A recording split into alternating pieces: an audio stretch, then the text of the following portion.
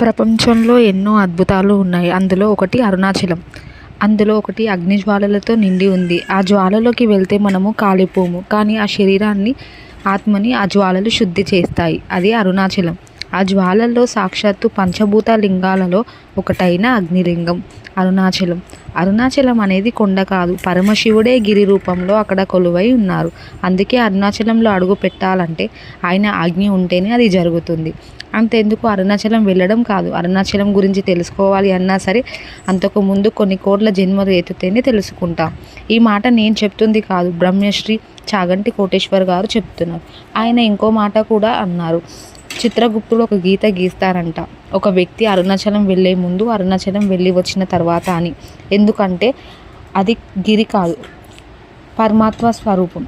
ప్రతిక్షణం శివ అని గిరి ప్రదర్శన ఎవరు మొదలు పెడతారో 14 కిలోమీటర్లు నడిచినా కూడా వాళ్ళ కాళ్ళు నొప్పేవి వేయవంట. దాదాపు 6 నుండి 9వ శతాబ్దం మధ్యలో అరుణాచలంలో పల్లవాస్ ఒక గుడి కడితే తర్వాత చోళులు పెద్ద గుడిగా మార్చారు. మళ్ళీ ఆ తర్వాత తరం నుండి వచ్చిన రాజులు అందరూ అంటే శ్రీకృష్ణదేవరాయలు గారు అందరూ డెవలప్ చేస్తూనే వచ్చారు. నీ కోరిక నిజంగా బలమైంది అయితే అరుణాచలంలో కోరుకుంటే ఆ కోరిక తప్పకుండా తీరుతుంది. అది అరుణాచలం. మన తెలుగువారు చేసుకున్న అదృష్టం ఏమిటంటే చాగంటి వాళ్ళు తెలుగువారు అవ్వడం. ఆయన అరుణాచలం గురించి చెప్పడం వల్ల ఇవాళ ఇక్కడ తమిళనాడులో ఉన్న తిరువణమలై అరుణాచలంలో ఉంది అని దాదాపు 70% మంది భక్తులు తెలుగువారు అయి ఉండడం. అందులో ఎంతోమంది యువత కూడా ఉన్నారు. ఇదంతా జరగడానికి కేవలం ఒకటే కారణం, ఆయన చాగంటి. అరుణాచలం స్టోరీ ఏంటి? అందరూ ఎందుకు వెళ్తున్నారు? నిజంగా అక్కడ శివుడు ఉన్నాడా? గిరిపైన కొందరు భక్తులు సమస్యలో ఉన్నప్పుడు శివుడు ఎలా కాపాడాడు? అసలు రమణ మహర్షి ఎవరు? ఆయన చనిపోయినప్పుడు ఏం జరిగింది? ఇవన్నీ ఈ వీడియోలో తెలుసుకుందాం. అసలు ఇక్కడ ఈ లింగోద్భవం ఎలా ఏర్పడిందో చెప్పారు. సత్యయుగం ప్రారంభమైంది. బ్రహ్మదేవుడు సృష్టిని ప్రారంభించడం అంటే జీవులను అందరినీ సృష్టించడం మొదలుపెట్టారు. ఇంకోవైపు శ్రీ మహావిష్ణువు సృష్టిని ముందుకు నడిపిస్తూ ఉన్నారు.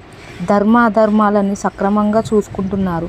అయితే వీళ్ళు వాళ్ళ విధులని సక్రమంగా నిర్వహిస్తున్నప్పుడు ఒకరోజు బ్రహ్మ విష్ణువు ఎదురు పడడం జరిగింది. అప్పుడు వారు ఇద్దరి మధ్య ఒక డిస్కషన్ మొదలయ్యింది. అది ఏమిటి అంటే మన ఇద్దరిలో ఎవరు గొప్ప అని. అప్పుడు బ్రహ్మదేవుడు ఈ సృష్టిని సృష్టించింది నేనే గొప్ప. ఇంకోవైపు శ్రీ మహావిష్ణువు సృష్టిని నడిపించేదే నేనే గొప్ప. ఇలా వీళ్ళిద్దరి మధ్య చర్చ జరిగేటప్పుడు ఆ ప్లేస్లోకి ప్రాబ్లం సాల్వ్ చేయడానికి ఈశ్వరుడే దిగి వస్తారు. శివుడు వాళ్ళ మాట విని ఒక పెద్ద అగ్నిలింగంగా మారుతారు. అలా పెద్ద అగ్నిలింగంగా మారిన తర్వాత బ్రహ్మ విష్ణువులు ఇద్దరికి పరీక్ష పెడతారు.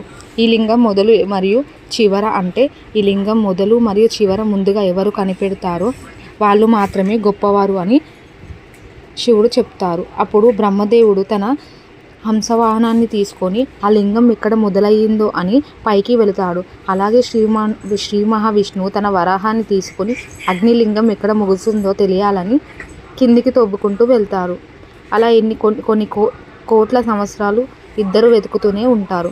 బ్రహ్మదేవుడు ఎంత పైకి వెళ్ళినా అగ్నిలింగం యొక్క మొదలు చేరుకోవడం లేదు. అలాగే శ్రీ మహావిష్ణువు కూడా ఎంత కిందికి వెళ్ళినా సరే లింగం యొక్క అంతం ఎక్కడ అవుతుందో తెలియదు. విష్ణుమూర్తికి నేను ఎంత వెతికినా దొరకదు అని అర్థమయ్యి పైకి శివుడి దగ్గరికి వచ్చేసి నేను ఎంత వెతికినా దొరకం లేదు అని నిజాన్ని ఒప్పుకుంటాడు. కానీ బ్రహ్మదేవుడు అలాగే వెతుకుతాడు. అప్పుడు బ్రహ్మదేవుడికి ఒక మొగలి పువ్వు పైనుండి కిందికి వెళ్ళడాన్ని బ్రహ్మదేవుడు చూస్తాడు.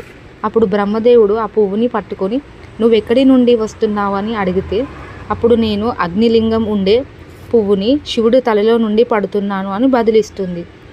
ఇంకా బ్రహ్మదేవుడు ఇంకా ఎంత దూరం ఉంది శివుడి తల చేరుకోవడానికి అని అడుగుతాడు. అప్పుడు ఆ పువ్వు నేను కిందికి వెళ్ళడం మొదలయ్యి కొన్ని కోట్ల సంవత్సరాలు అవుతుంది అని చెబుతుంది. అయినా సరే నేను ఇప్పటికీ కిందకి రాలేదు అని చెప్తుంది. బ్రహ్మదేవుడు అప్పుడు అర్థం అవుతుంది ఈ అగ్నిలింగం యొక్క మొదటి భాగాన్ని చేరుకోవడం అసంభవం అని. అయినా సరే బ్రహ్మదేవుడు ఆ పువ్వుతో నేను ఈ లింగం యొక్క మొదటి భాగం చూశాను అని నీవే సాక్ష్యం చెప్పాలి అన్నాడు. అప్పుడు ఆ పువ్వు ఒప్పుకుంటుంది.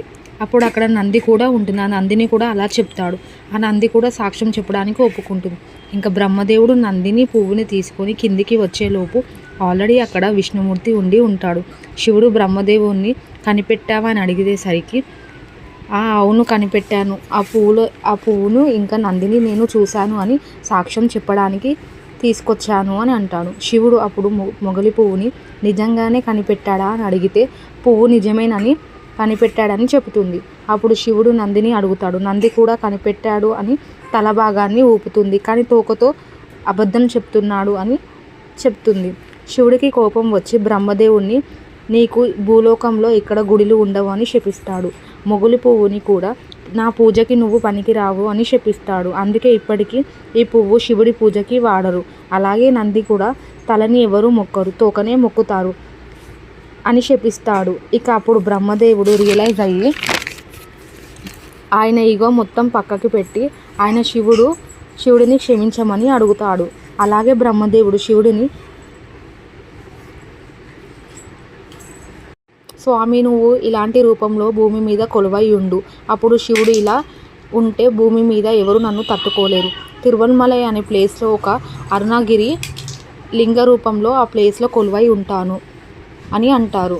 అప్పుడు మనం చేసే 14 కిలోమీటర్ల గిరి ప్రదక్షిణ సాక్షాత్తు ఆ శివుడి చుట్టూ చేసి ప్రదక్షిణాలు. ఇలాగే అరుణాచలం ఏర్పడింది. ఇలా కలియుగంలోనే కాదు, సత్యయుగం నుండి పూజలు అందుకుంటుంది. సత్యయుగంలో ఈ గిరి ముందు అగ్నిజ్వాలలు ఉండేదంట. దేవదేవతలు వచ్చి ఆ జ్వాలల చుట్టూ గిరి ప్రదక్షిణలు చేసుకొని వెళ్ళేవారు. ఆ తర్వాత త్రేతాయుగంలో ఈ గిరి యొక్క మాణిక్యంలాగా మారింది. మళ్ళీ ఆ తర్వాత ద్వాపర యుగంలో ఈ గిరి స్వర్ణం అంటే భాగంలాగా ఉండేది. ఇప్పుడు కలియుగంలో రాతిలాగా మారింది అని పురాణాలు చెబుతున్నాయి. ఇంతకుముందు ఈ కథ స్కంద పురాణంలో ఉంది. శివపురాణంలో ఒక ప్లేస్లో లింగోద్భవం ఎలా తేజవంతంగా ఉంటుందో అని రాసి ఉంది. అలాగే లింగ పురాణంలో కొన్ని చోట్ల ప్రూఫ్స్ ఉన్నాయి. అయితే ఇప్పుడు రమణ మహర్షి ఎవరు చెప్పారు, ఆ తర్వాత గిరి ప్రదక్షిణ శివుడు ఆ గిరిపై ఉన్నాడు అనడానికి కొన్ని ప్రూఫ్స్ కూడా ఉన్నాయి. అది కూడా చెప్తాను. రమణ మహర్షి తన స్వంతంగా అరుణాచలం రాలేదు. రమణ మహర్షిని అరుణాచలం రప్పించుకుంది అని అంటారు. అంత గొప్ప మనిషి అయినా అసలు రమణ మహర్షి అరుణాచలంకి ఎందుకు వచ్చారు? ఆయన అసలు పేరు వెంకటరమణ అయ్యర్. ఈయన 30 డిసెంబర్ 1879లో తమిళనాడులో తిరుచూసి అనే ఒక ప్రాంతంలో జన్మించారు. ఆయన 14 సంవత్సరాలు వచ్చేసరికి ఆయన కూడా నార్మల్గానే ఉండేవారు. స్కూల్కి వెళ్ళేవారు అండ్ ఫ్రెండ్స్తో ఆడుకునేవాళ్ళు. ఆయనకు 14 వచ్చేసరికి ఆయన లైఫ్లో చేంజింగ్ స్పిరిచువల్ రియలైజేషన్ వచ్చింది. ఒకరోజు రమణ మహర్షి ఎటో వెళ్తుండగా ఆయనకి చావు భయం ఎదురయ్యింది. ఆయనకు ఏదో యాక్సిడెంట్లోనూ ఏదో డిసీజ్ వల్ల రాలేదు, నార్మల్గా చావు భయం వచ్చేసింది. ఆ చావు భయం గురించి టెన్షన్ పడుతూ కామ్గా ఉండడం, అసలు ఏం జరుగుతుందో అని క్యూరియాసిటీ పెంచుకుంది. ఆయనకి ఎక్కడికి వెళ్ళినా ఆ భయం మొదలుతూనే ఉంది. ఎవరో తనతో చెప్తున్నట్టు ఆయనకి అనిపించింది. అది ఎవరో కారు, ఆయన పరమాత్మని ఆయనతోని మాట్లాడడం మొదలుపెట్టినది.